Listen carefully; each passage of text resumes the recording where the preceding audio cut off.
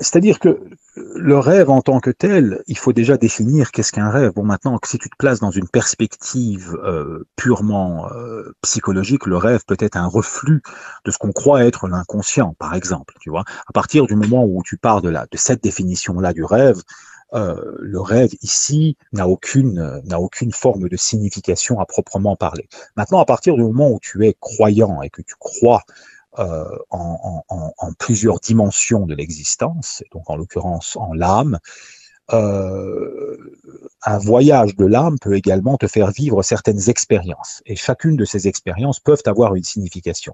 Le problème, c'est que la capacité de distinguer ces différents niveaux d'expérience n'est pas donnée à tout le monde. Tu vois. Et donc, ici, c'est pour ça qu'on ne peut pas parler de science exacte. Évidemment, ce que tu vas vivre intimement dans un songe peut être très important. Ça peut, à partir d'une perspective religieuse, ça peut être véritablement un signe que Dieu peut t'envoyer. De la même manière, ça peut être une mise en garde, ça peut être plusieurs choses.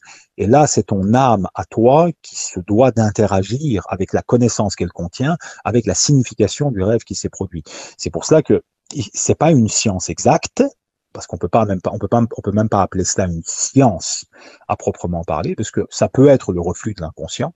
Clairement, on peut prouver que des gens qui sont dans certaines phases de sommeil, surtout très légères, vivent des expériences qui sont assez comment dirais-je, qui sont ce qu'elles sont, c'est-à-dire que ce sont un amas de peur, de craintes qui peuvent se révéler à travers des expériences qu'ils vivent, mais de la même manière, on a des cas très précis de gens, d'hommes spirituels, de guides spirituels qui ont vécu des choses qui étaient au-delà de l'espace-temps et qui se sont avérés véritablement être significatif. Donc on sait que le rêve en tant que tel est il y a plusieurs catégories de rêves, et donc les rêves à caractère spirituel pour quelqu'un qui est religieux existent bien évidemment. Maintenant, est-ce qu'on peut transformer ça en une science exacte? Non. Alors le rêve, de la même manière que la religion, contient une part de symbolisme. Et donc cette science dont tu parles, c'est essentiellement la capacité que tu as de traduire le symbole dans le réel. Euh, c'est pour cela qu'en fait, si tu veux, il y a une science derrière, mais c'est pas une science exacte, parce qu'elle contient une part d'interprétation individuelle.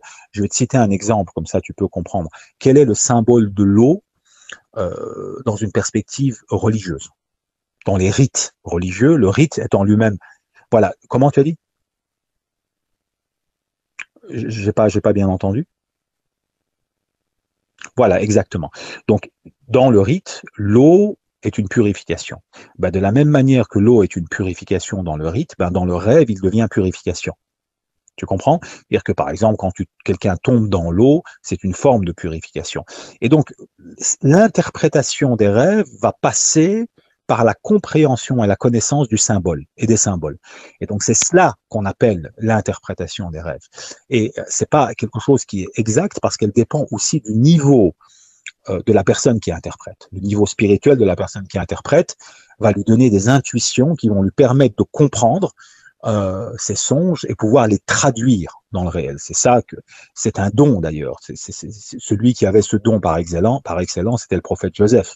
Et donc le prophète Joseph avait cette capacité, à partir de songes, de comprendre qu'est-ce que le songe voulait dire. C'est pas, étant donné que cette science dépend du niveau de la personne, alors on ne peut pas parler, si tu veux, ici d'une science exacte et uniforme, parce qu'elle va dépendre aussi de la personne qui interprète. Voilà.